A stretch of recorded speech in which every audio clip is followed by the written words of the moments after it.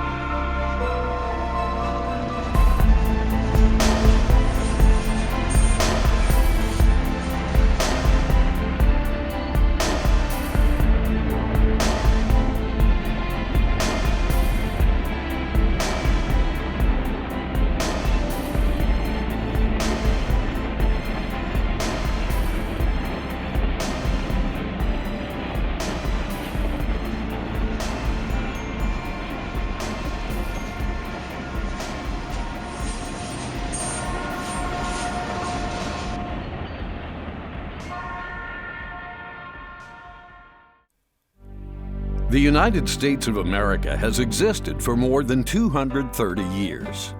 In these past centuries, the U.S. Constitution, based upon the Declaration of Independence and the laws of nature, has served as the blueprint for the American dream. It's one small step for man, one giant leap for mankind. For some people, the American dream is having a lot of material things, having a bigger house, having a bigger car, being able to take expensive vacations and that sort of thing. But whichever your interpretation is, the American dream does rest upon a society that is prosperous, and a prosperous society can only come from a society that is also free. Unfortunately, the American dream has not been available to all. Because of this, some have grown disenchanted, not only with the Constitution, but with America itself. Sadly, the American dream is dead. Some have called for a new America, an America 2.0, or at least new political parties. It's political, but the political consequence comes from a philosophy and the ideas. And we have been living for over 100 years with ideas which challenges the basic concept of what the country's supposed to be all about and what the founders thought it should be. Perfect safety is not the purpose of government. What we want from government is to enforce the law and to protect our liberties. Others have called for no political parties, and still others want no government at all. These maintain that taxes are theft, war is murder, debt is slavery, and all are products of the statist mentality. We have higher taxes, we have inflation, we have job insecurity, we have unemployment, we have illegal wars overseas. Government-issued license, fees, permits, permissions, all of these things that complicate the American people's normal daily routines. Most, however, simply want a limited government, a government that provides enough security to guarantee liberty while acknowledging and respecting our inalienable rights. We're endowed by our Creator with certain inalienable rights. Among these are life, liberty, and the pursuit of happiness, that it's self-evident. He was referring to natural law. He referred to the law of nature and nature's God in that same declaration. What can be said about natural law is that, number one, it precedes all human law. It is ultimately the basis for all human law, and all human law must be consistent, at least with the basic principles of natural law. That means that governments cannot make claims to omnipotence, as it were, because governments themselves are the products of natural law. But in asserting these rights, citizens have all too often been met with excessive force, what could be called police brutality. And many have observed that this brutality has been escalating since September 11, 2001, with the passage of the Patriot Act and the formation of the Department of Homeland Security. Department of Homeland Security, they were spawned out of this Patriot Act. If we didn't have that Patriot Act, we wouldn't have had this whole bureaucracy, this infrastructure, militarized police state, primarily through the Department of Homeland Security. First in the name of the war on drugs, then later in the name of the war on terrorism and the war on crime, we've seen an escalation in the militarization of the police and an increasing mindset among police officers, well, I'll do whatever it takes to get home alive, and they're forgetting their oath. Their first obligation, above all other obligations, is to defend the Constitution. The U.S. founders knew there would be times like this, and this is why they gave us the Bill of Rights. More specifically, this is why they gave us the Second Amendment, the amendment that guarantees not only these rights, but America's freedom. To this end, the Second Amendment states a well-regulated militia being necessary to the security of a free state, the right of the people to keep and bear arms shall not be infringed. What part of infringed don't you understand? And I was asking that to all the lawmakers in the country who pass gun control laws, because it's not that hard of a word to get. And the synonym that I really like the most is hinder. You can't hinder my possession of firearms. Do background checks hinder my right to keep and bear arms? Do waiting periods hinder my right to keep and bear arms? Do all these other regulations about what kind of gun you can own, how much ammunition you can own, and all these other 20,000 gun control laws in this country now, do they hinder the right of law-abiding citizens to keep and bear arms? Absolutely they do. They're all unconstitutional. They're all infringements regarding the Second Amendment. Let's be real clear here. We're talking about the supreme law of the land. The Bill of Rights is the supreme of the supreme laws of this country.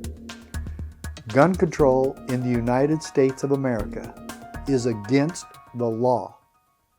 But what exactly does this mean?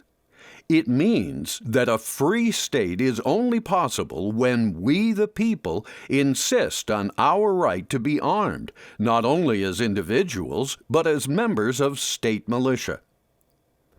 In the old world order, an order which prevailed in England, Germany, Russia, France, and other countries governed by monarchies, dictatorships, and oligarchies, only the sovereign, the state, was armed.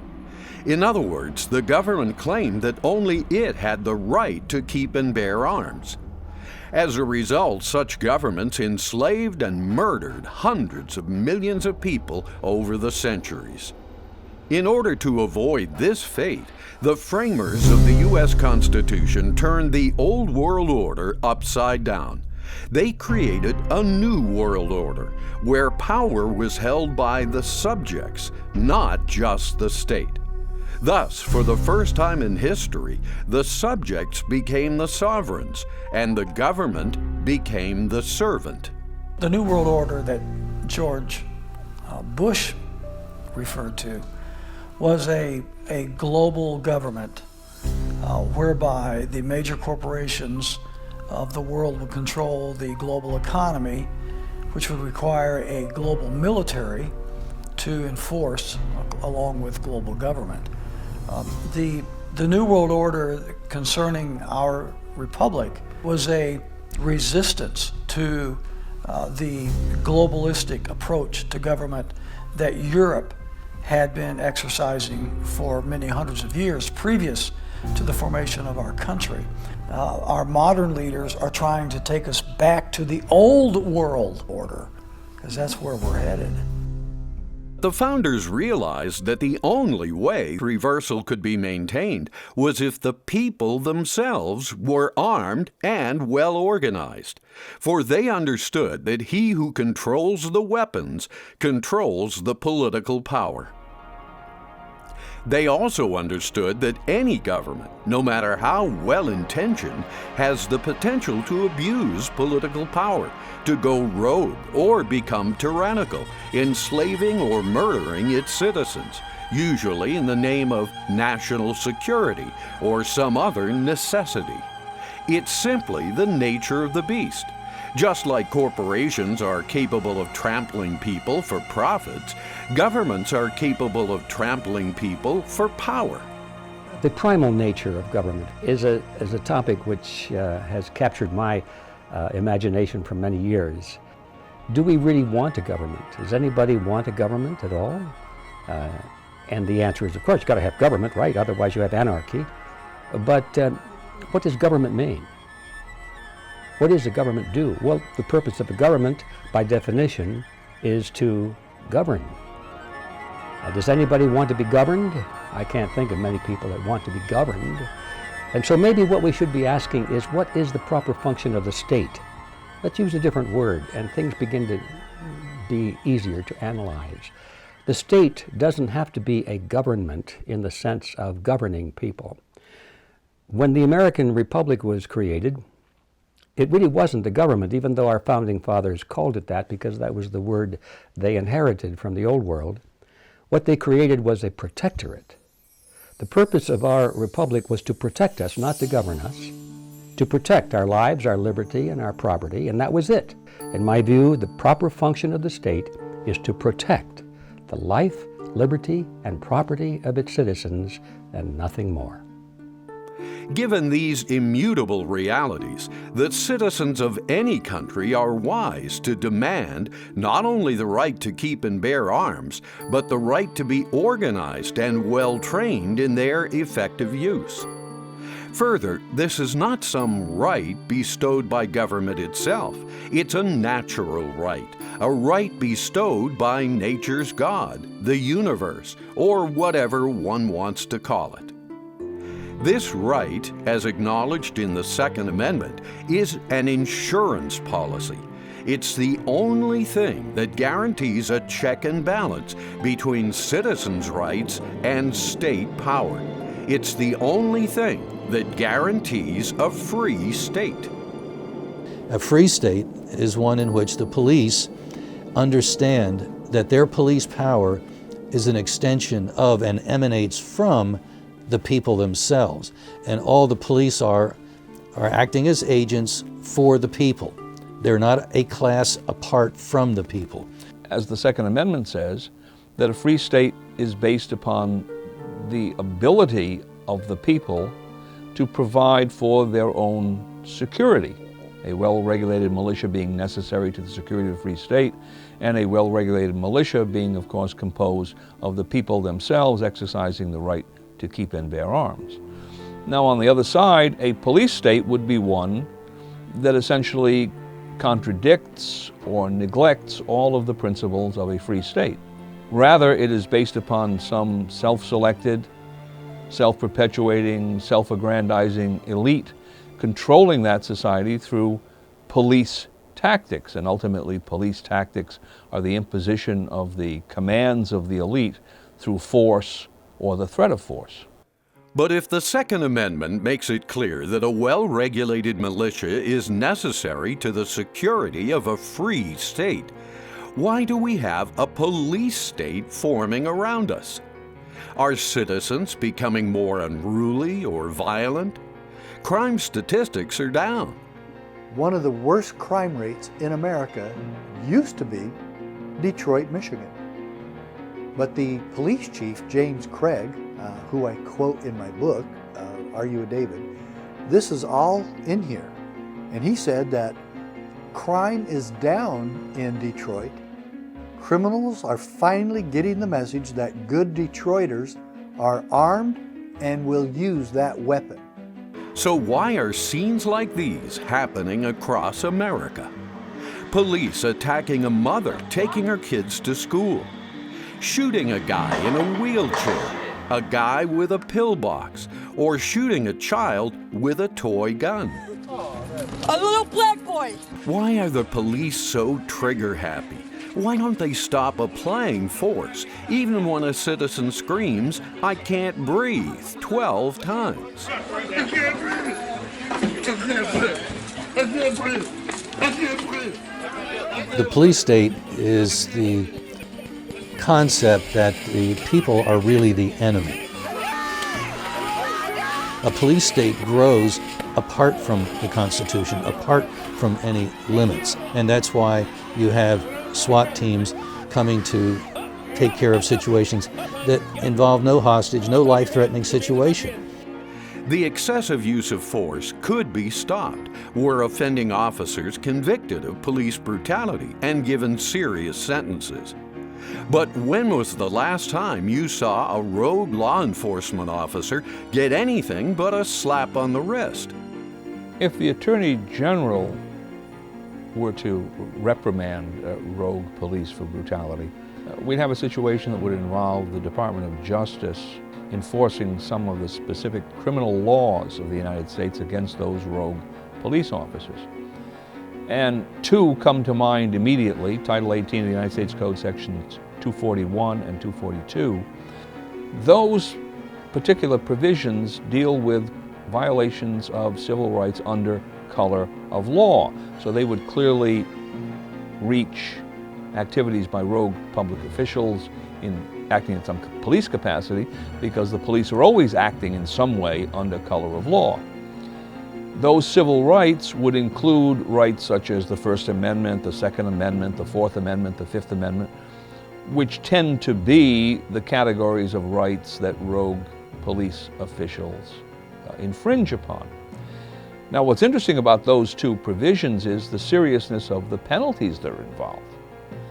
Both of them state that a violation of civil rights where death results to the victim is punished by life imprisonment or the death penalty. So given that many of the episodes of police brutality that occur in this country in fact do involve the death of the victim, you're talking about extremely serious penalties that could be applied in those situations. And Section 241 of Title 18 refers directly to conspiracies to violate civil rights. So that would tend to bring in the situation where within some police department you had policies, practices, training, or whatever that was leading the individuals to engage in violations of civil rights on the streets, and that would then cause those people who were in policy-making decisions to be subject to criminal prosecution, which of course would deter that kind of action institutionally. It seems as if public officials are not even trying to stop police brutality. In fact, it seems as if they're training and deploying police for more of it. It definitely is to get us used to a military presence amongst us on a regular basis so that we're comfortable with it and we accept it.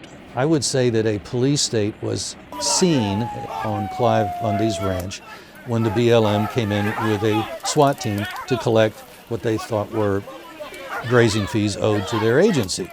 That is a police state mentality. The founders told us in their wisdom that we must be the militia, right? It is necessary for the security of a free state. You will not be secure, you will not be free without it. Places like Fort A.P. Hill, which were built to train soldiers for urban warfare in Iraq, now contain mocked-up American towns, complete with fire hydrants and handicapped parking slips. When the Boston bombing happened and they were searching house to house, going through Watertown, Massachusetts, and dragging Americans out of their homes at gunpoint, that was an example of a police state. So, and of course, in the end, who found the fugitive, the accused bomber? It was a homeowner who happened to notice that his cover for his boat was out of place, went and looked in the back, saw the guy. That's how he was located. None of that heavy-handed, militarized, rolling down the street in armored carriers and pointing guns at everybody, none of that did any good whatsoever to find him. Is all this preparation for the war on terror? Or are the powers that be trying to acclimate we the people into accepting an increasingly militarized police presence for some other reason? The answers to these questions may be all around us. There certainly is evidence that someone is trying to acclimate average Americans to an increasingly paramilitarized police presence and police activities that could be described as martial law, because we see this is what is in fact happening. Automatic rifles, camouflage outfits, armored personnel carriers, you go down that list. So we're seeing this more and more, but you ask the question, well, why would it be happening? The answer is, well, someone wants this result, in the sense that someone wants these police agencies to be capable of functioning this way, and in fact wants them to be functioning this way if it does not result in their being prosecuted either civilly or criminally. Since 9/11, over $5 trillion has been spent on the so-called war on terror. Ladies and gentlemen, the President of the United States. Quickly ushered through Congress only 4 days after the attacks, the Patriot Act has spawned thousands of laws, ostensibly aimed at increasing national security. It is becoming obvious that there must be a lot of money going into it, because if everybody's a terrorist or potential terrorist, you go to the airports and everyone's treated as such.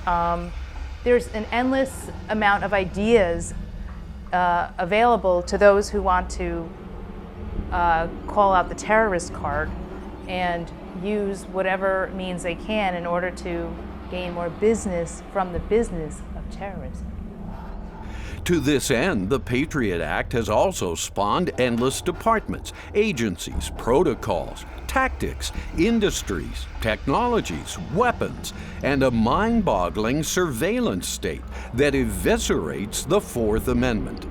Checking people's library records, the NSA wiretapping and listening in on everybody's computer, fax, and cell phone transactions.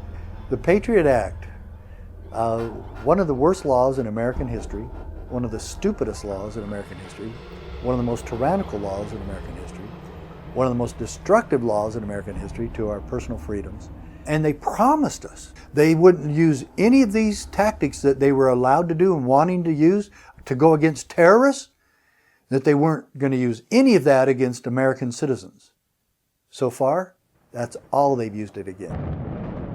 In Bluffdale, Utah, the federal government recently completed a 1 million square foot data center that can store a quadrillion gigabytes of personal emails and phone calls.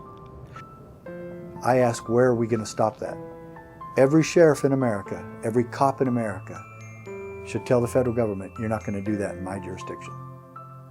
And we know now this for a fact because Edward Snowden, the American whistleblower, exfiltrated thousands of documents from the spy masters at the NSA. The NSA specifically targets the communications of everyone. It ingests them by default. It collects them in its system, and it filters them, and it analyzes them, and it measures them, and it stores them. People in numerous occasions would come up to me and they say, I know, Ron, you want to defend civil liberties, but we're under attack and we have to sacrifice our liberties. It was that attitude that the congressman responded. Not only that is, there were people in Congress for many years before the Patriot Act was passed that had plans for this, but they never had the incentive to do it. They never could get the support from the people. So it was the mood of the times, people willing to sacrifice their liberties for a sense of security. But Benjamin Franklin was very clear, you know, if you sell out your liberty for security, you end up with neither. And unfortunately, that's where we are today.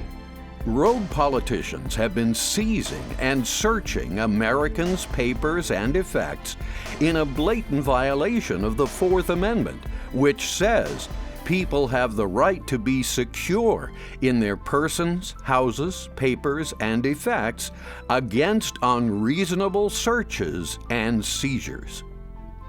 We have the technology now to literally monitor every single action and every transaction, every conversation, everything that the American public are doing, and the Patriot Act opened the door to a lot of that technology being utilized in ways that were unimaginable 20 or 30 or 40 years ago.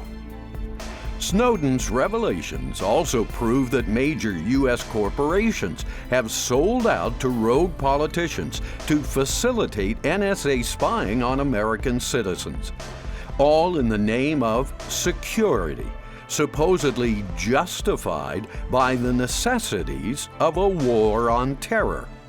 What Edward Snowden did was to reveal things that were going on in our government that were not designed to protect America from her enemies.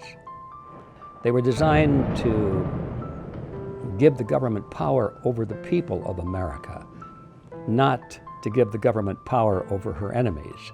And that's the thing that Edward Snowden picked up on.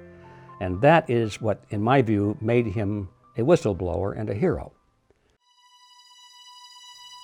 It may come as a surprise to rogue politicians in the District of Columbia and New York City, but the Patriot Act is not superior to the Fourth Amendment. The Patriot Act is subordinate to the U.S. Constitution and all of its amendments. This comes out of the Supremacy Clause of the Constitution in Article 6, which states that this Constitution and the laws of the United States which shall be made in pursuance thereof, and all treaties made or which shall be made under the authority of the United States shall be the supreme law of the land. The Constitution is the supreme law of the land, and only those acts that are carried out pursuant to are legitimate and can be considered law. As we fully explored in an earlier film, MOLON LABE, the Supreme Court has found that 1. There is nothing in the Constitution that does not have legal import. And 2, any law or statute that does not conform to the letter and spirit of the U.S. Constitution is null and void. There is nothing that is meaningless. There is nothing that is superfluous. There is nothing that is temporally bound in the sense that it applied in the past but doesn't apply today. And there is nothing that is capable of being set aside or disregarded on the basis of some other purported law.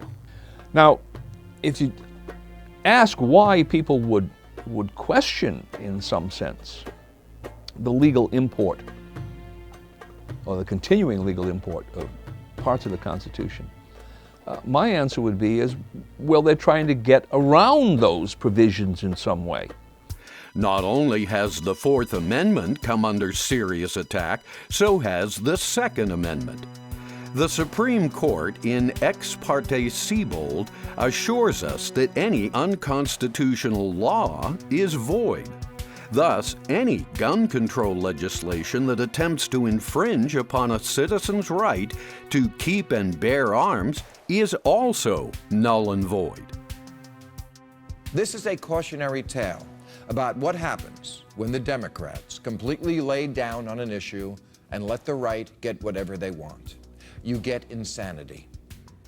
Well, the Supreme Court has ruled on multiple occasions that an unconstitutional act is not a law, is null and void from inception, and imparts no duties and obligations, and refusal to comply with it incurs no penalties. Things like background checks, waiting periods, bans on guns or accessories, all unconstitutional. You don't see any authority for Congress to be passing any type of gun control law. Stand your ground, guns in bars, guns in church, guns in the classroom. Where does it end? Why not guns in the delivery room? What if my fetus is armed and comes out firing? Even Congress and the President of the United States may not use necessities, like the so-called war on terror, to justify violations of the Second Amendment or any other part of the Bill of Rights. Still, as clear as the Constitution is, rogue politicians appealing to bogus necessities have fathered bastard legislation like the Patriot Act. On September the 11th, enemies of freedom committed an act of war against our country. Americans have known wars, but for the past 136 years, they have been wars on foreign soil, except for one Sunday in 1941. And to add insult to injury, the crowning jewel of this act, the Department of Homeland Security, has been modeled after Heinrich Himmler's RSHA, a system aimed at incorporating all Nazi police departments under the control of what they called the Department of National Security. Sound familiar? You have to go back to the Nazi Party and the way it was structured. There was a guy named Reinhard Gehlen, and he was a one-star general that was in charge of operations in the East, Germany, spying on the Soviets. As soon as he was brought to the United States, or immediately after, they created the CIA, the Central Intelligence Agency, and it was modeled exactly after Gehlen's organization. It was the precursor to the modern Homeland Security Act that came about after 9/11. The goal being to gain influence and ultimately control over the way state and local law enforcement agencies operate. That is the, if you will, the European pattern, to a large extent the Asian pattern throughout history, of a Ministry of the Interior which controls the entire police structure throughout the country. That clearly is not, has never been in the past, the American system of providing security. So it's a fundamental change from our system under the Constitution and ultimately under the Declaration of Independence. In short, the Patriot Act, originated by rogue politicians that have no respect for the U.S. Constitution, is transforming America from a free state into a police state. They're mercenary forces. They're hired by the oligarchs running these giant cities as an extension of the Republican and Democratic parties in those regions. And they work for the bosses. None of them live in the communities that they police. Well, that's what a mercenary is. So, you know, it's time that the American people, I think, woke up and realized and recognized that that's what we've fallen into. Military police state, it's already here.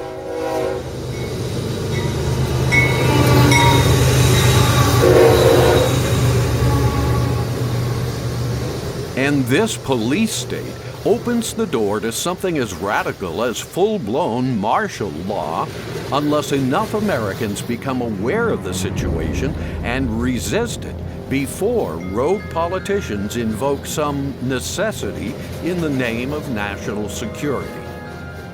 We certainly have become a police state, and it's all a desire that people want to feel safe and secure. In order to do this, they have to sacrifice their liberty.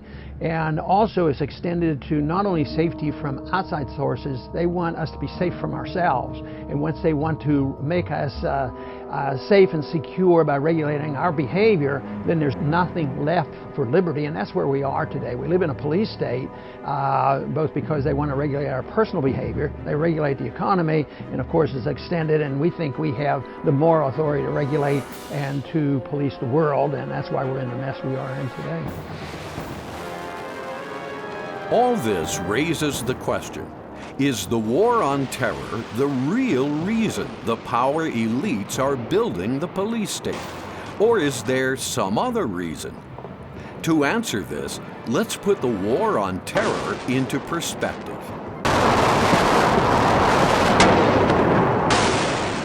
According to the National Counterterrorism Center and the Government Accounting Office, the U.S. government spends over $160 billion a year on the war on terror.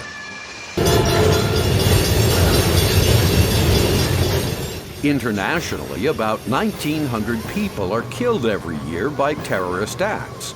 Of these, about 70 people are Americans. But each year, about 140 Americans die from peanut allergies, fully twice the number killed by terrorism.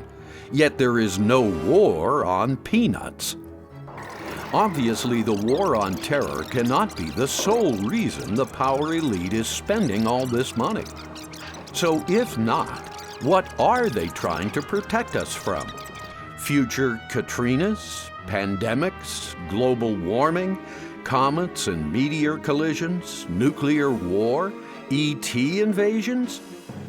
If we examine those types of crises, and we ask the question, what kind of preparation would be made for those types of events? Well, it would be moving into place heavy equipment to deal with the destruction that was caused by a storm. It would be moving into place medical facilities to deal with people who were injured or people who were suffering from an epidemic. Preparations would be obviously justifiable. We would sense or agree with the logic and reasons for such actions. Now, that's not what we see.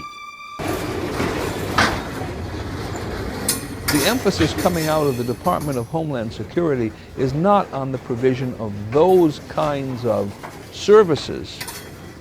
It is instead emphasizing paramilitarization of state and local police and the integration of state and local police to a large extent with the upper echelons of the government in Washington, D.C., that is the Department of Homeland Security itself, and the regular Army or the National Guard.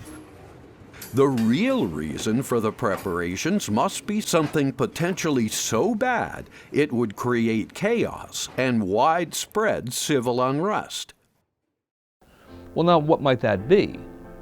Well, it could easily be a breakdown of the national economy because of a collapse of the banking and financial structure. That would lead to massive amounts of social dislocations, civil unrest, and civil disobedience probably throughout the country. Recall 2008 when the financial system almost totally melted down.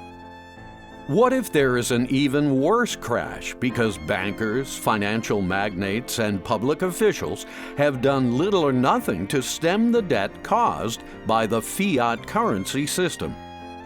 A failure of the entire global banking system, led by the collapse of the dollar, might very well be the reason we see the police state buildup. And if they were to collapse, I mean completely collapse, there would be economic chaos around the world. We are moving in the direction of an economic totalitarianism. If the system is not changed drastically, that's the kind of a system that we will be in.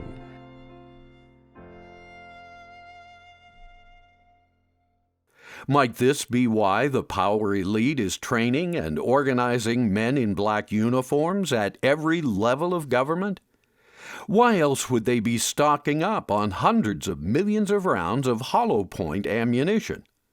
For them to buy 1.5 billion rounds of hollow point rounds of ammunition, I mean, there aren't enough foreign terrorists on the soil.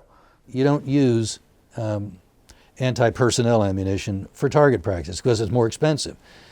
You buy another kind of cheaper ammunition. And so the only thing we can draw from that is that somehow the government wants to be able to effectively kill people when it shoots them. Now, if they actually were after terrorists, I wouldn't have any problem with that. But since we've found that they are not really serious about dealing with terrorists and protecting the borders of the country, then the assumption has to be that we, the people, are the enemy. How could the global bankers not be aware that their fiat currency, debt-dependent banking system is little more than a ticking time bomb? How could they not be worried about a crash? With an $18 trillion national debt, over $200 trillion in unfunded government liabilities, and a global monetary base over 400 trillion Federal Reserve notes.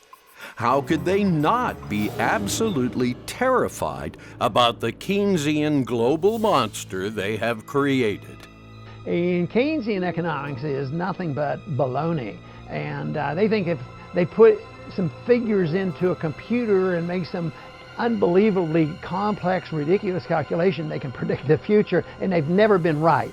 But one is a planned economy, an authoritarian economy, and it works for a while because it's based on borrowing money and debt and controls. And eventually, though, it always fails, just as socialism always fails. Mises, the great Austrian economist, predicted socialism can't work and the Soviet system would collapse, and he was absolutely right on this. Also, the Keynesian system, which is not quite communist, fascist, but a lot of intervention, what we practice, it's destined to fail too.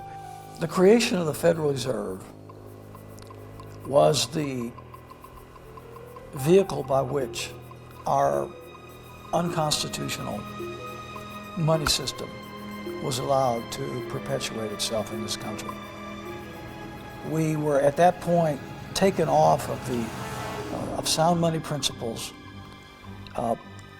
No longer would precious metals be the formation of our economic system.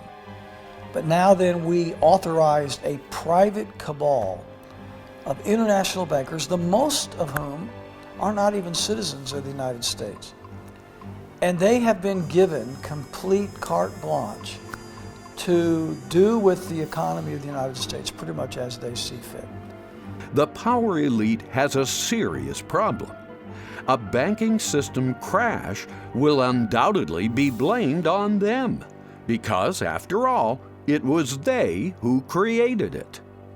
We do know, a matter of fact, that they met in secret in Jekyll Island at J.P. Morgan's hunting lodge, and they developed this current Federal Reserve system. It was made up of very wealthy bankers, and they devised this private banking cartel or cabal. Given this, their problem becomes, how do they survive a crash and not be stripped of their economic and political power? The answer would logically follow: use the trillions they have printed to finance a police state to protect themselves in the aftermath of a crash. Thus, the war on terror provides the cover to justify the enormous expenditures to do just this. In the event of civil unrest in this country, a person who is in current service, who considers themselves an oath keeper, would be under an absolute obligation and duty to refuse, to go along with, and to resist. The mechanism, the only mechanism the Constitution considers for domestic emergencies is the militia. As it says here in Article 1, Section 8, that Congress has the power to provide for calling forth the militia to execute the laws of the Union, suppress insurrections, and repel invasions.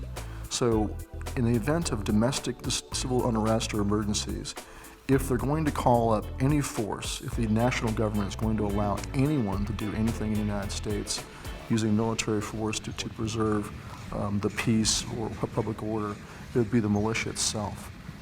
Imagine the power elite, upon realizing that their banking system is going to crash, comes before the American public and says, "We're really sorry about the fraudulent fiat currency Ponzi scheme we built, but it's evident that our Federal Reserve System is going to crash. We thus need several $1 trillion from you, the people, to build a police state so that we can protect ourselves from your rage once you have lost everything in the ensuing meltdown." The idea of the Federal Reserve System or the banking system collapsing and then imagining what it would be like is kind of a scary thing, because we know that we depend on the banking system and the Federal Reserve to create the money supply. So the direct answer is there would be chaos if everything collapsed. When the authority structure in society breaks down, someone else will try to assert authority. So you may have authority being asserted from the ground up by rioters and looters in a really primitive fashion, You may have public officials attempting to reassert authority from the top down through martial law or some other form of repressing, oppressing, suppressing, whatever word you want to use, the population. And then you'll have people in the middle that will be not sure which way they want to go, and then that will then lead to a kind of flux in society in which all sorts of lawlessness can take place. The power elite needs not only their buddies in government, but their buddies in the mainstream media. Thus, the New York and Hollywood brainwashing machine never stops beating out the mantra of war on terror and America under attack. And how to combat worldwide terrorism. In my opinion, you have to kill them. I believe you have to kill the jihadists. So you don't believe that we should be killing jihadist leaders. We are creating more terrorists. You have to look at the big picture. That's theoretical. But drone attacks that kill the leadership of the Al-Qaeda and the Taliban are permissible. In other words, war on terror equals necessity of police state. Never does banking system meltdown equal necessity of police state. All the while, the fiat currency money system is never mentioned in the mainstream media. Liberals like it because they can direct the spending and they don't have to worry about deficits, and they can borrow money to the hilt for all their social programs. But somebody would say, well, conservatives are different. They're for balanced budgets. Actually, they're not. They like it because they want the money and the debt to serve the military and take care of their military-industrial complex friends. And so they both like it for the same reason. It permits expansion of government and abuse of spending and borrowing and inflation, because on the short run it looks good. It's just like you or I, if we could go out and borrow $1 million a month, we would be doing very well until maybe at the end of the first year the bank say, well, you have to start paying it back. Well, a country has to eventually start paying it back, one way or the other. They don't usually literally pay it back, but they have to pay it back by depreciating the currency, and that's what we're involved in right now.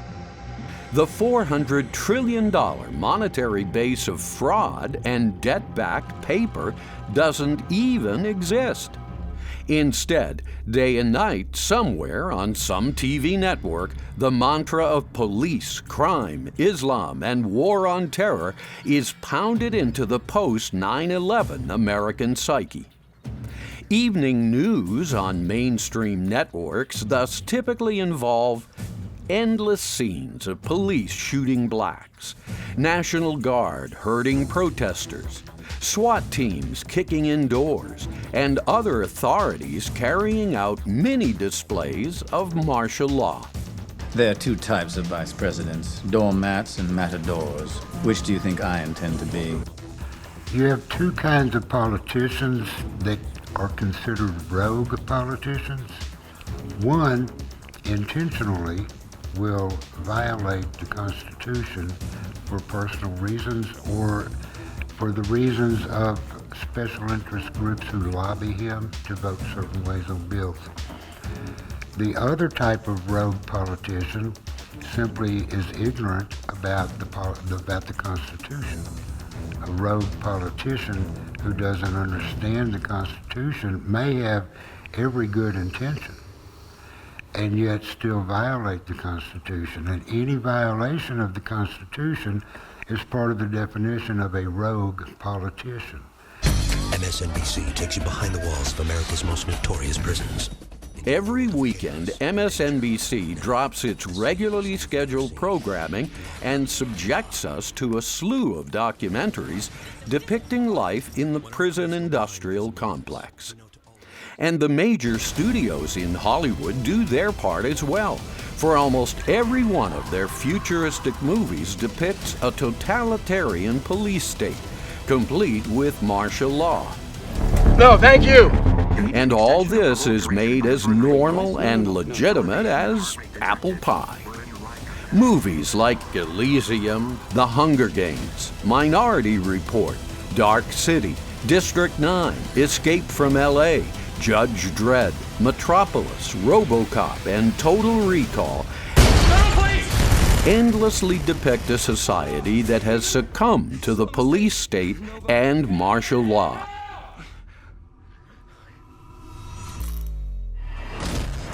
images do affect human behavior.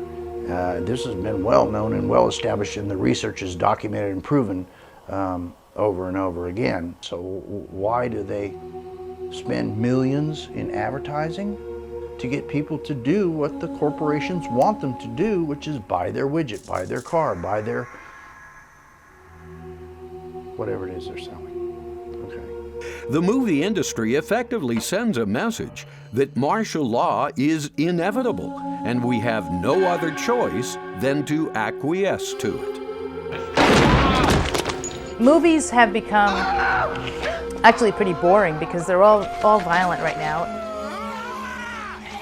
Just complete bloodlust and like the military-industrial complex, really. It has just escalated more and more. I find them completely creating a bizarre reality, if you will, because I don't really see them as reality. And if they are, if that is reality, that is pretty frightening to me. Aldous Huxley was a British socialist, and he had a projection of how socialism might go wrong in the future. And it bothered him to the point that he wrote the novel Brave New World. In 5 years' time, you will die. And so it would seem to me that the liberals in the media and in Hollywood are concerned with something that they realize is a problem with them. They're the ones that are developing the police state in order to enforce their cancerous growth of regulation governing just routine things that average people do every day. Thank you for your service. Yes, the Hollywood propaganda machine endlessly abets the globalist agenda because it validates the police state, legitimizes martial law, advances the myth of terrorism, and obfuscates the criminals in the Federal Reserve System and corporations that surround them. They influence the press, they influence the radio and television, and they can shape the entire dialogue on everything that happens in our country. And they can do that because the special interests that have the money, that want to control what's going on in this country, can do that. The mainstream media promotes and facilitates anything the globalists and their lapdog governments want. The government is trying to test out reverting to a King George's government. It's presenting us with all of these foreign laws, things that seems like they could be somewhere in the future if we're not careful, but they're actually being rolled out now. It's as if they're in a hurry to get something done. The top advertising clients of the mainstream media are many of the same corporations that service the military-industrial complex, Big Pharma's drugs, and the Federal Reserve's fiat currency. Keep them drugged, in debt, and fighting wars.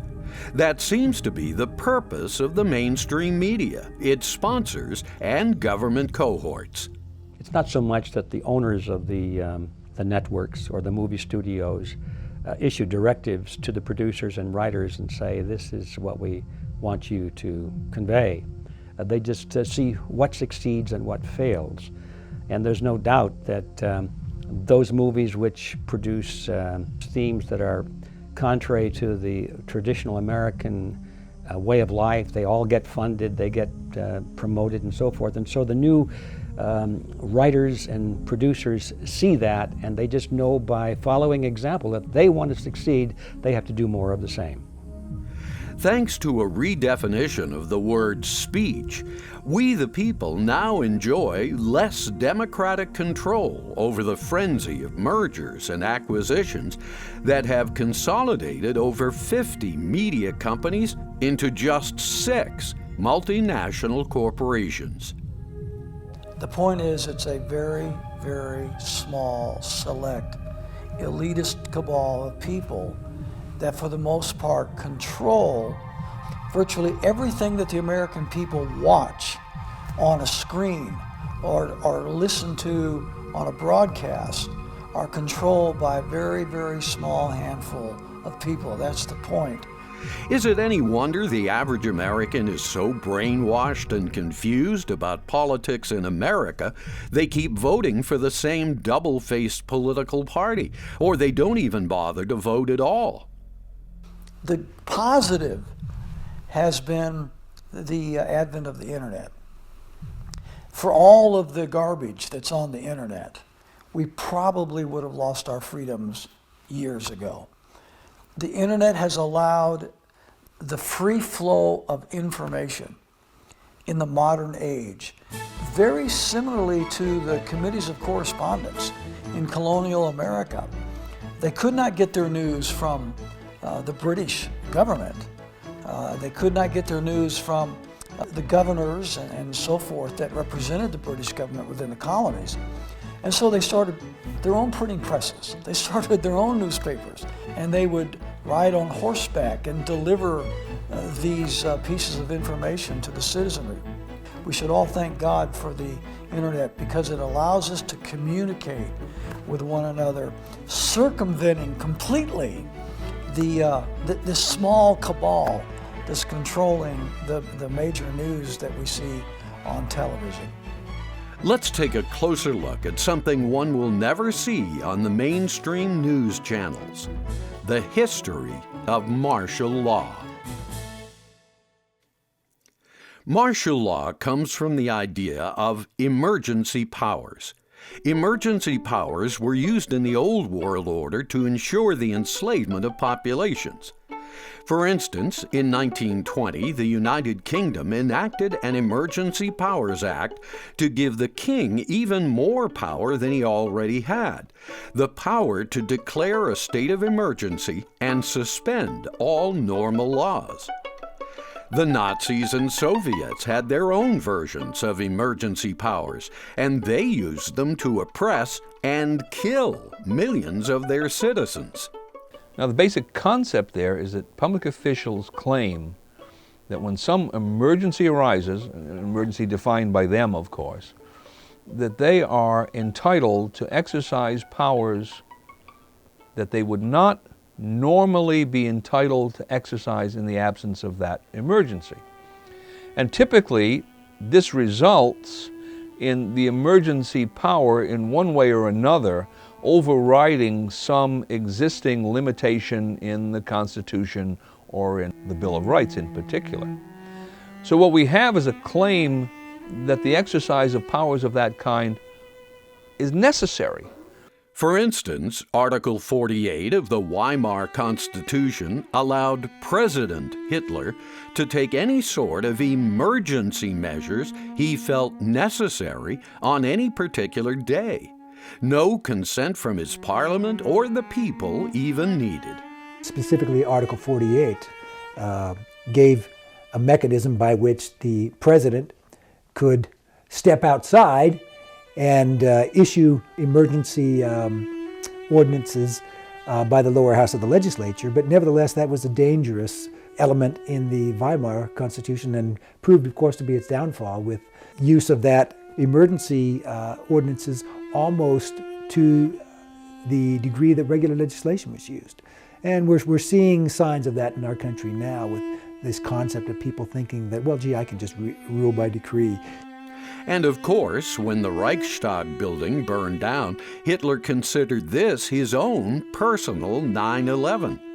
So what did he do? He used the fire to justify more emergency legislation, and eventually was able to have all his real or imagined terrorists shot. The framers of our Constitution recognized that even a very explicit and limited type of emergency power, such as finally appears in the Weimar Constitution, was too dangerous to put into a constitution that was going to be the supreme law of the land. Either the Constitution would be the supreme law of the land, or someone interpreting an emergency powers provision would act as if he were the supreme law of the land. And that's why we see no emergency powers provision in the Constitution. And with the absence of an emergency powers provision in the Constitution, there can be no emergency powers acts or statutes or executive orders or other actions of that kind taken. 9/11 is being used to justify all kinds of excessive government measures to take away the rights of American citizens. Everywhere you look, you see government edicts and decrees and legislation coming down the pike in the name of protecting us from terrorists. The Patriot Act, its emergency powers, its executive orders are being issued, all focused back to 9/11. Stalin, in a slightly different management style from Hitler, simply kept his country in a constant state of emergency. This way, he could invoke emergency powers anytime he wanted and justify them with any necessity at all. And this worked out well. By starving and imprisoning millions of his citizens, he was able to solve all his problems quite nicely. There are those who have high positions in the government who want to see our system converted from a state which has very limited powers for the government. They want to see it converted from that to an unlimited state, a totalitarian state, if you will, with those people themselves in control. And they know that the American people will never sit still for that unless they're scared, unless they're convinced that they have to do that in order to protect themselves from all of these terrible things.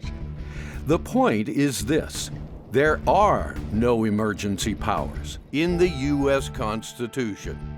The founders knew they would be abused because every government from the Roman Empire to King George and Stalin abused them.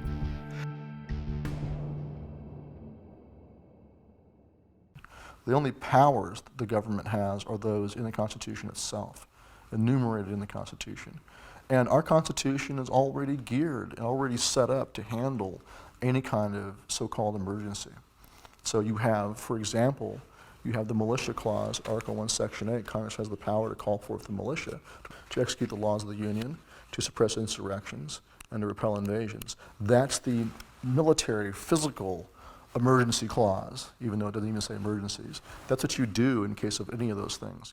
There was no need for emergency powers to be written into the U.S. Constitution. The Constitution was forged during the worst emergency imaginable, the aftermath of war with the largest superpower on earth, Great Britain. After experiencing this, the founders did not want to give the new American government any ability to act like another King George. We just cannot sit back and allow our government to trade away the freedoms and the liberties that our forebears fought so valiantly to bequeath to us. It is the obligation of each generation to defend liberty for itself and should not be abrogated by any generation of Americans.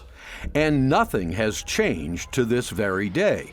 We, the people, can solve any emergency using the Constitution because the U.S. Constitution provides for the continuous solution to emergencies when properly applied and amended from time to time. No emergency powers needed. With this in mind, let's now look at martial law, the usual fruit of emergency powers. You know, we read a lot in the popular press as well as the serious press and the scholarly press and the military press about martial law. One of the things that is almost as dangerous as the abhorrence of talking about such things in a casual sense is talking about it without determining what exactly you mean by it. The beginning of a serious discussion of a serious issue is creating a taxonomy, defining what you mean. In brief, there are 4 types of martial law. 2 could be said to be utilitarian. 1 is little more than treason, and the last is potentially healing. The first kind of martial law is the law used by the Army and Navy for their own members. This kind of martial law does not apply to civilians. Article 1, Section 8, Clauses 14 and 16 of the Constitution provide explicitly for that. Congress is given the power to provide rules and regulations for the governance of the Army and the Navy, and then of the militia when the militia are in the service of the United States. Simply, strictly military law exercised or imposed on the members of our Army and Navy, as we may have an Army or Navy of the United States, for their duration of their duty in that capacity. The second kind of martial law is only used in zones of actual warfare, where all civilian authorities have been destroyed or driven out. The justification for this type of martial law is that if the enforcement of civilian law is impossible, some other form of order should be set up for the benefit of the few civilians who cannot be evacuated. When we saw it happen during Hurricane Katrina in New Orleans, it was used horribly and unconstitutionally and immorally. And then after the bombing situation in Boston after the marathon, or during the marathon, the police used house-to-house searches and declared or acted like they had declared martial law. Martial law is used in times of war. If you're dealing with a combat zone, an area in which there is actual military combat, and there might be some civilians still scattered in that area or in the rear areas adjacent to it, then martial law, that is law enforced by the military authorities on the scene, would be essentially the only way to maintain law and order in that particular area. And so it would be justified on that basis. The third kind of martial law is not legitimate. Such martial law would be imposed by rogue politicians who would attempt to deploy the armed forces to oppress common Americans in the name of national security or some other necessity. Guns will be taken. No one will be able to be armed. We will take all weapons. That happened today in this wealthy neighborhood where homeowners had armed themselves to protect their mansions. Such an action is actually an attempt to suspend the Second Amendment. This is treason because, as we have seen throughout history, every time a government has disarmed its citizens for any reason or any necessity, those citizens are rendered defenseless against the police powers of the state. The unlawful use of military force, be it either the Army of the United States or Navy of the United States, to execute something outside of the law in place of the regular course of the law. And the fact that serious military people in military circles are contemplating in creating doctrine and in exercises is truly alarming. Unfortunately, some people simply don't pay attention to history. In just the past century, over 171 million disarmed citizens have been murdered by their good and trustworthy governments. The claim of some military institution to set itself up as independent of and superior to the Constitution and laws of the country has absolutely no basis in our Constitution. And in fact, it was one of the major claims in the Declaration of Independence against King George III, that he had attempted to do precisely that. That was in violation of the laws of nature and of nature's God, and justified the 13 original colonies in declaring independence from Britain. To wit, quote, he has effected to render the military independent of and superior to the civil power, end quote. Meaning, if King George could place his military law above civilian law, every form of tyranny could and would follow. Thus, as noted earlier, the colonists made no provisions in the U.S. Constitution for any sort of emergency powers that could invoke martial law or bypass civilian law. It's just not in the document.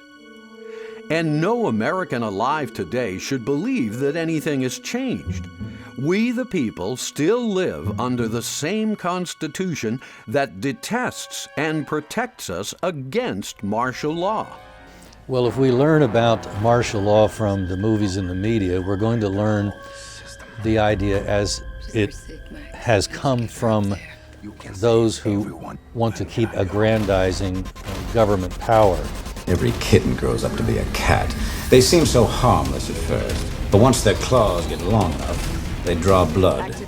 Martial law, in their view, can be applied, the rule of the military can be applied anytime they declare an emergency. No. Your court order does not allow. Where is it? We're killing of cattle. In the late 1700s, William Blackstone, the founder's legal mentor, provided the most complete exposition of English law available to colonial Americans. In these works, Blackstone was highly critical of martial law. At one place, he stated, quote, "The raising of armies and the regulation of the soldiery should be looked upon only as temporary, and not as any part of the permanent and perpetual laws of the kingdom. For martial law is entirely arbitrary in its decisions." One definition of martial law is it's no law at all. It's just military force. Martial law of the third kind is illegal because it negates the supreme law of the land. Only the Constitution is the supreme law of the land, and any law that does not align with and support it is, as we saw earlier, null and void.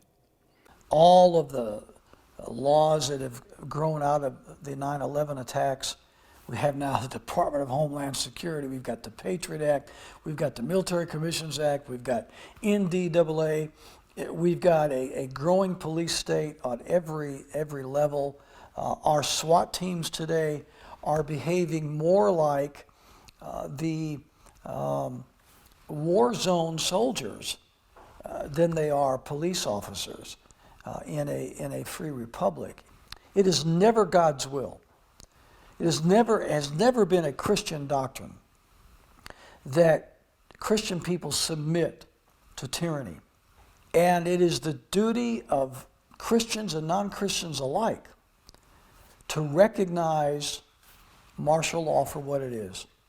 It is the antithesis of everything our founding fathers fought and died to protect us from. So, in summary, all of colonial history supports the conclusion that martial law is arbitrary and risky. The Constitution does not provide for any emergency powers acts. The Constitution does not provide for any laws to set it aside or suspend it. Martial law is thus utterly prohibited and a direct contradiction of the Constitution's legal supremacy. Even the President of the United States is not authorized to implement martial law. He has no legal authority to make any laws or set aside any laws, especially the U.S. Constitution. If there was a declaration of martial law by the president or by governors or whoever it would be, anyone in current service, whether military or police, who considers themselves an oath keeper, would be under an absolute obligation to refuse to obey any such order. Martial law is the absolute destruction of our republic. Stuart, you're damn good.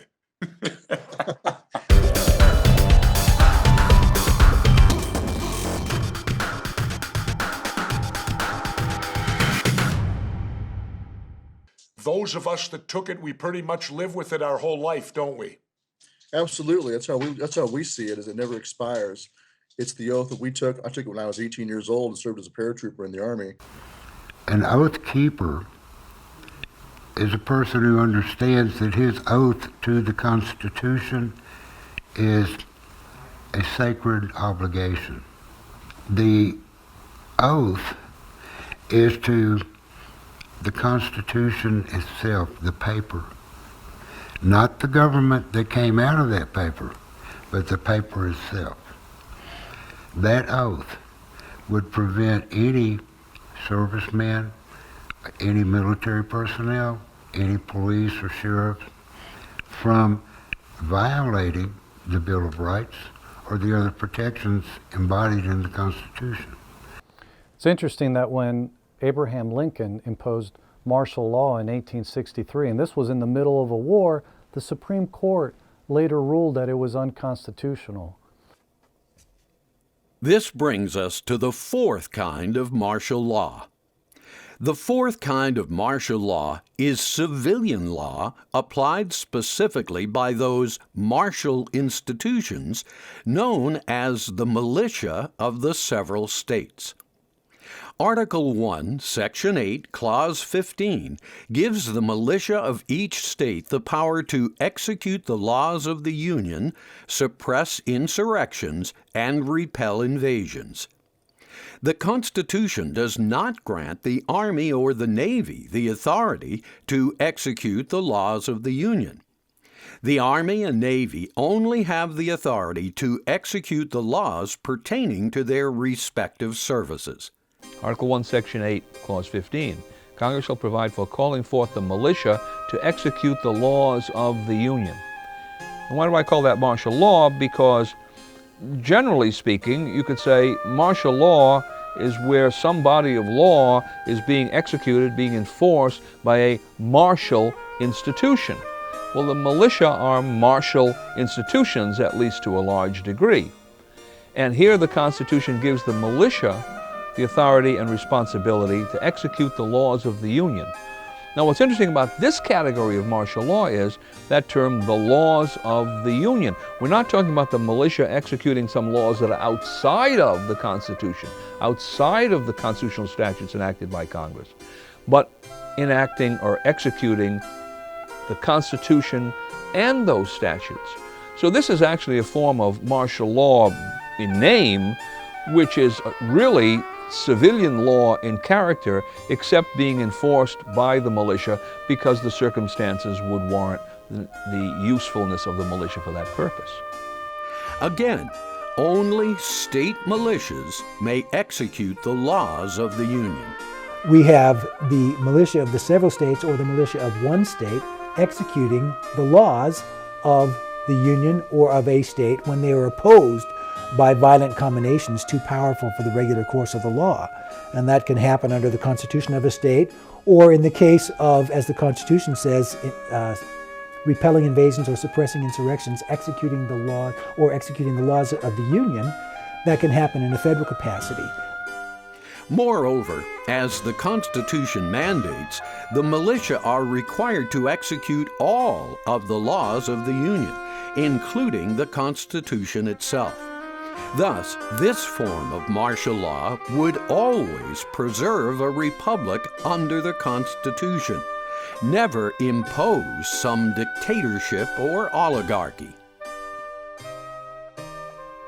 Unlike martial law imposed by distant armed forces to repress people they did not know, in places they never lived, martial law centered on the militia would always involve local militiamen familiar with the local population and local conditions. The militia, made up of citizens from throughout the community, was a much better process than to utilize police or military force to enforce laws, because it was created by people that live in the community. They're members of the community, they're citizens within that community, and so the laws were designed to be local by nature, and that they would work within the community to provide the minimal but the necessary amount of law to function as a civil community. Thus, to a large extent, the members of the militia would be policing themselves. Unfortunately, a well-regulated militia of the constitutional pattern does not exist in a single state today. The rogues, tyrants, and bankers who are more interested in bringing about globalization than maintaining a free American republic have slowly segued we the people away from the militia system. Democracy is so overrated. The destruction of the constitutional militia of the several states really begins in 1903. At that point, Congress created a distinction between what it called the organized militia and what eventually it came to call the unorganized militia. The organized militia it identified with the National Guard. The unorganized militia was everybody else. Now, the purpose of this operation was to remove most people from active participation in any form of militia organization. The unorganized militia essentially does nothing at all. But the National Guard does not have the characteristics of a constitutional militia. First and foremost, the National Guard is not a near universal compulsory membership organization. Where the National Guard actually fits into the Constitution is Article 1, Section 10, Clause 3, which states that no state may keep troops or ships of war in time of peace without the consent of Congress. National Guard is the statutory structure by which the states and Congress have come to an agreement as to how the states will maintain their own troops or ships of war in time of peace. And what that does with the National Guard is to make it an adjunct of the regular army. Hurry up and get down the friggin' hill! Let's go, let's go, let's go! Stop right there! Carry the freaking bag! Carry it! The National Guard is part of the standing army, and that's why the National Guard went off to World War I, whereas the militia could not be called upon to go off as part of the army. So the goal of this operation by the people that set it up was to increase the size of the reserve forces that would be available for the regular armed forces that could be called upon when they believed that America should become involved in foreign military adventures of one kind or another. And on the other hand, to push everyone else into this unorganized category, which would in fact reduce the ability of everyone else to participate and influence the martial activities, if you will, of this country and of their various states. If those militia are actually functioning, very large numbers of people participating, influencing the process, being concerned with what was going on, paying attention, influencing their public officials in the executive branch and in the legislatures, there'd be really more of what I would call a ferment of political involvement of people. Raise your hand now if you won't make that pledge tonight. Mr. Trump. Now, there is none of that.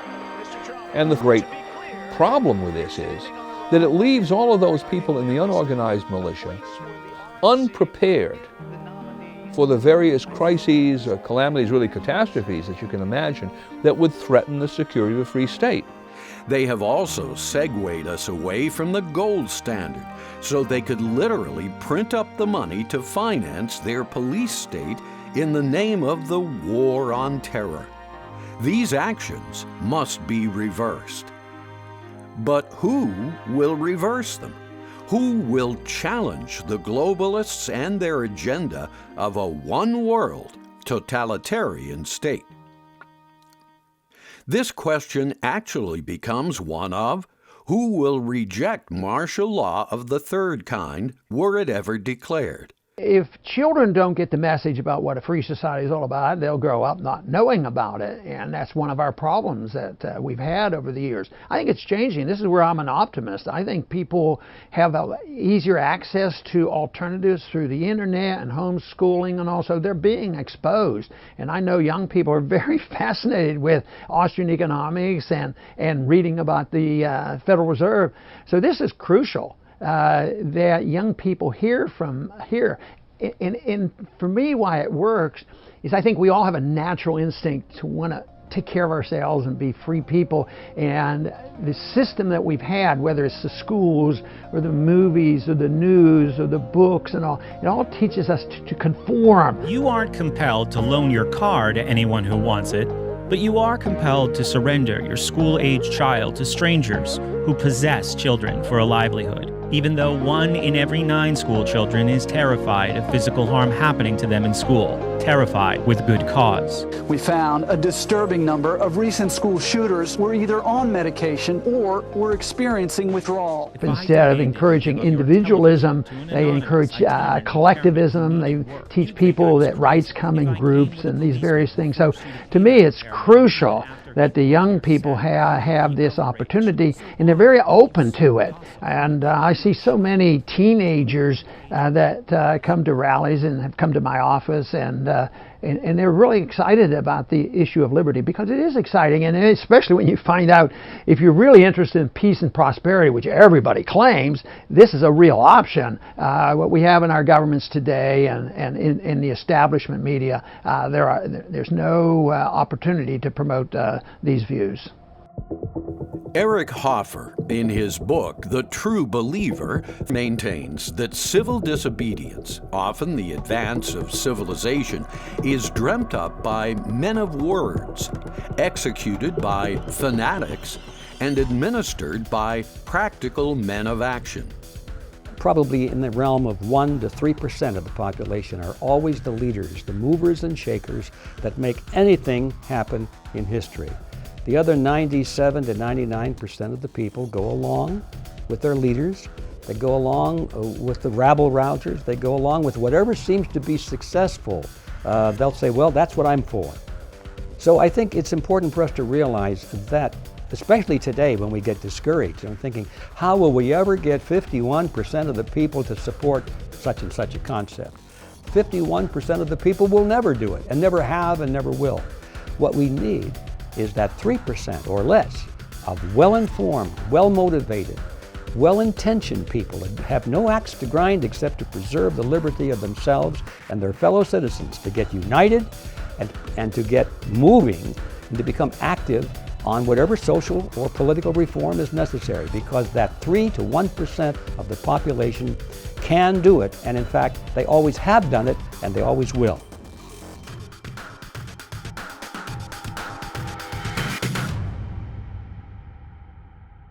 The American Revolution was an anomaly, for there were many more patriots than in most mass movements. The patriots, who Hoffer would term fanatics, comprised about 50% of the colonial population. These people thirsted for constitutional principles and had a fanatical desire to oppose the Loyalists, about 23% of the colonists, who remained loyal to the tyranny of King George. Along with these two opposing groups, the Loyalists and the Patriots, there was a third group consisting of about 27% of the colonists.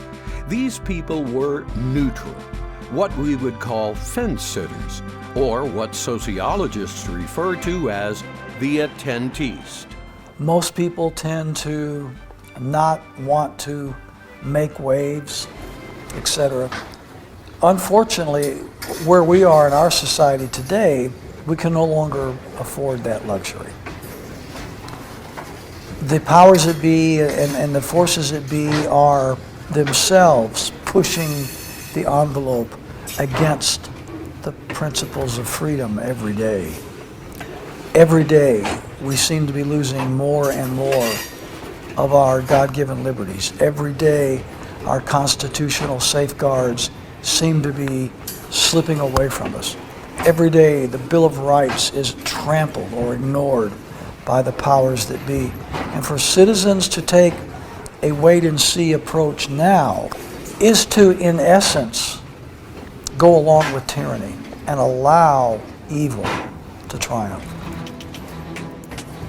Given the history of mass movements, and especially American history, it's interesting to speculate as to who would comply with martial law were it ever widely declared today. Who would support the Oath Keepers and who would support the Oath Breakers? Basically, two groups of people would oppose revitalization of the constitutional militia. The first group would be composed of average citizens who simply didn't want to participate. They didn't want to go to some kind of militia training exercise 2 or 3 times a year. They didn't want to acquire the basic equipment necessary to perform whatever militia functions they might be assigned. There's a second group that would oppose revitalization of the militia. And to understand who they are, you have to look at the first 13 words of the Second Amendment. A well-regulated militia being necessary to the security of a free state. People who don't want a free state in this country clearly would be rabid opponents of anything having to do with revitalization of the militia. Even talking about the militia, they would oppose. What is a free state? Well, a free state is one that's characterized by popular sovereignty.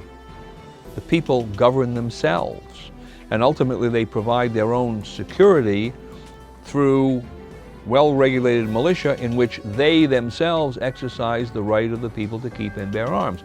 Undoubtedly, the group that would support martial law, what could be called the New Loyalists, would most likely be the bankers and the corporations that rely heavily on bank loans, the fiduciaries that sponge off these transactions, the gun control lobby.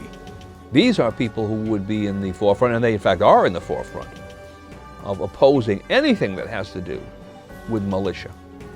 Enemies of the principle of a free state. Because remember, the Constitution does not say that a well-regulated militia is somehow optional, that it's a good idea, but we don't necessarily have to abide by that concept. It says that a well-regulated militia is necessary to the security of a free state. That's the only institution that the Constitution says is necessary for any purpose, let alone for that most important purpose, the security of a free state. Journalists in the media, and that would include Hollywood, are going to be apologists for martial law because they have the same view as the bureaucrats and the politicians that make such laws, that the American people need to be regulated, even down to minute detail. And so when they see this, the kind of abuse that we have seen, such as sending in a BLM SWAT team to collect money from a rancher in Nevada when the court system was never availed, that's something that the media is not going to have a problem with. And the rancher, the I don't believe in the U.S. government rancher, dragged this stuff up out of the far-right, rather pitiful fringe. The next group, what is traditionally known as the Patriots, would not in any way comply with the third kind of martial law. These would refuse to comply because they know their Constitution and they know their inalienable rights, rights granted by the Creator.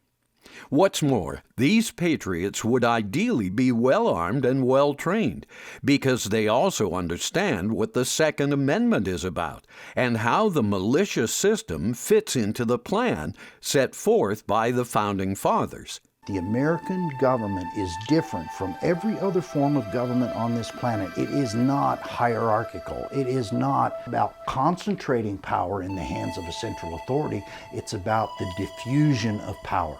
They set up multiple states that each was autonomous, that had its own authority, the town, the city, the county, the state, the federal government, in that order. The American government is set up to diffuse power, not to concentrate it. Because as you concentrate power, you concentrate the corruption that goes along with it. The unfortunate thing is, due to the incessant brainwashing from the New York-based mainstream media, the Hollywood-based motion picture industry, the cultural, Marxist-infested public school system, academia, and portions of the clergy, as much as 80% of today's population may be fence-sitters. Considering the fact that the movement of history is always directed by a small number of people, yes, the future is always bright for activists because the future is always won by activists. The only question is, who are the activists? Are they going to be people like us who want liberty and freedom and justice, or are the activists going to be another group of people that want control over society? That's the only question. Which minority is going to win? So if you are a man or woman of action, the future is actually in your hands. Most others will do nothing, not even oppose you.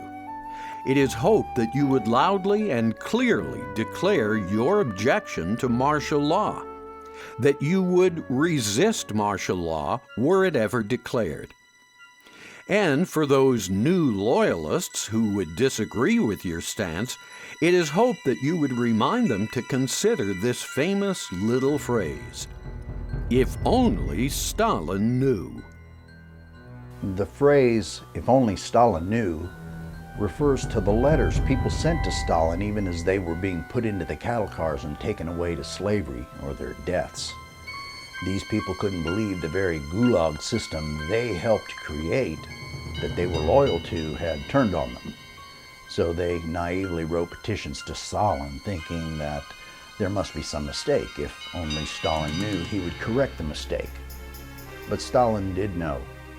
In fact, it was he who put them, his loyal citizens, into the cattle cars. So I think that same mentality that we saw in Stalin's Russia, we're seeing again in the United States today, where the people are unwilling to hold their representative, their congressman, their president, their senator accountable for the actions that are being done under their auspices and their authority. Everybody sees the results. Everybody experiences in one way or the other the results of what they established in the lawmaking process. And yet, when they come home to the people, and whenever they're confronted in a town hall meeting or whatever, their response is, "Oh, I don't know anything about that." They do know what's going on. Stalin did know what was going on. So if you are a loyalist, the globalists will probably act no differently towards you than Stalin did towards his loyalists. Imagine if citizens dared to disagree with the future being painted upon their retinas by the mainstream media. We're living off this news cycle on the television, and tanks are running down our streets. This is not the way our government has been set up to operate. And this is what this whole terrorism movement is doing. So 80% of the people are going to be confused because they're being conditioned over time as we only trust the government. We cannot fend for ourselves. We cannot protect ourselves. People have just fallen into this complacency of not asking questions and not being involved in their government to ensure that we keep our liberty. It's not free. You have to work for it. Imagine if such citizens rejected the war of terror, called for the end of police brutality, and declared that they are no longer going along with the mantra of martial law, endlessly spewed forth from the globalists' propaganda machine.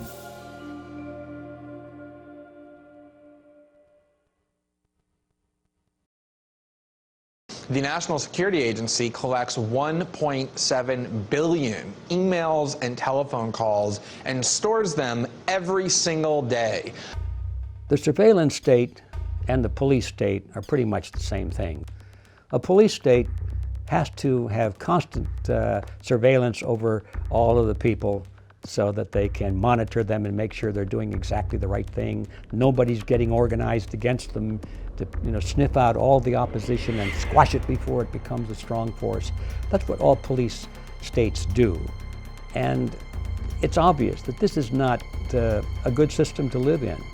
We have to get rid of it if we want to live in freedom, if we want to live in harmony, if we want to have security against the police state. I mean, what's the point of worrying about being attacked from some totalitarian system across the ocean if in order to do so we have to build a totalitarian system right here at home? The U.S. Constitution is the engine of a new world order introduced in 1776. This order reversed the ancient roles of citizens and sovereigns and made the old world order of despots and monarchs forever obsolete. The breakaway was not only successful in establishing American independence and freedom, But the Americans created a republic, a new kind of government, which served as a model and gradually expanded freedom to all of its citizens. So America was a success, it was an idea, and it worked. Consequently, the world would look to the best in America for leadership. Leadership based upon the ideals of liberty, equality, and opportunity. And these ideals are embodied in the Declaration of Independence, the U.S. Constitution, and the Bill of Rights. Now, if you think of the Constitution as a kind of a legal structure, it has certain columns that are supporting the structure. Congress, the executive branch, the president, the judiciary, we the people in their capacity as the electors, the voters. Those are the four at the corners. And then in the very center of this structure, there are the well-regulated militia, which the Constitution itself tells us are necessary to maintain the security of a free state, that is, to maintain the integrity of this structure against whatever threats might impinge upon it. The only guarantee of a free people is eternal vigilance and a willingness to resist and oppose and fight what's going on. It is an eternal battle. And the truth is that Americans in some ways are less free than they have been in the past. And I think they're going to have to do battle, political battle, to get those freedoms back. True security is a chore, lovingly provided by we the people at local levels. And how would they maintain that security? Well, we go back to the famous epigram of Mao Zedong, political power grows out of the barrel of a gun. Maintaining political power depends upon maintaining that ultimate source of force in society. So if we're talking about maintaining populist sovereignty, then it must be the people themselves who will have the power of the gun that will give them the ability to execute and maintain that political power in their own hands. But as wise and secure as our constitutional system is, the Constitution itself acknowledges that even it can be perfected. We are therefore always on a journey to form a more perfect union. And with each perfection of the Union, America peacefully demonstrates anew that it is capable of accommodating an even wider universe of beliefs, speech, lifestyles, and freedoms. And even though Jefferson and Franklin and some of the other founders were not Christians in the traditional sense, they all understood the principles of natural law given us by our Creator. And you see these wonderful ideas coming together. And what it did, it challenged the thousands of years of world history. And this dream, based upon inalienable rights guaranteed by nature's God, the deity, or whatever higher force you want to call it, is made possible by the unity of people and places over vast centuries of time. And securing this unity is the Second Amendment and the 3 militia clauses in the U.S. Constitution.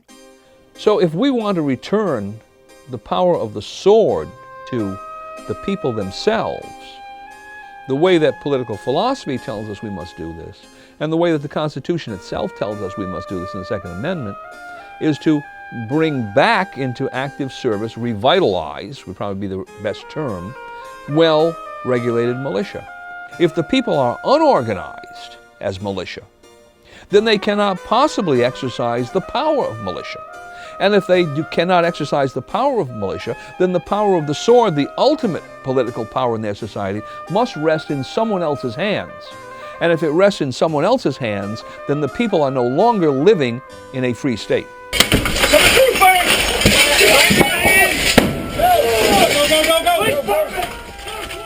For freedom is the keynote, and implicit in the idea of freedom is also the idea of freedom from. Freedom from excessive regulation and onerous laws. Freedom from predatory taxation, debt slavery, and forced insurance. freedom from surveillance, invasion, and perpetual war. In short, freedom from the police and surveillance state ushered in by the Patriot Act and its spawn. By having sovereign states with their own militias in the state, we go back to what the founders intended. If the president wants to execute the laws of the Union, he should have to call forth the militias of the several states. If they disagree, they think it's an unconstitutional act by either the Congress or by the president, they could simply refuse to deploy, so that the federal government cannot step in and use military force against you without the consent and the approval and participation of the state militias. And to guarantee the optimum freedom, the biblical-based Blackstone-inspired U.S. Constitution has proven to be the most workable political philosophy so far created. People, comprised of immigrants from every nation, belief, and race, melded together under a common political philosophy and literally began the world over, as Thomas Paine observed 240 years ago. The cry in the heart of Thomas Paine, the cry in the heart of Jefferson and Washington, Patrick Henry, all of our founding fathers, was that they wanted a free and independent nation whereby the people were the sovereigns of the country. It was a historic reformation of thought and ideology. The liberties and the freedoms of the people were more important than the opulence and the power of the rulers. It was revolutionary. It forever changed the old world, and it brought into existence a true new world of freedom and liberty. America can be restored to her first principles by revitalizing the militia of the several states. A revitalized militia will provide better checks and balances between centralized federal power and local state power. And if we the people control both the power of the purse and the power of the sword, we can survive any catastrophe or change. The choices are yours. We need the Second Amendment more than ever, the amendment that disarms rogue politicians, bankers, and mainstream media. The amendment that arms we the people so we can continue to create an exceptional nation and lead by example, not by force.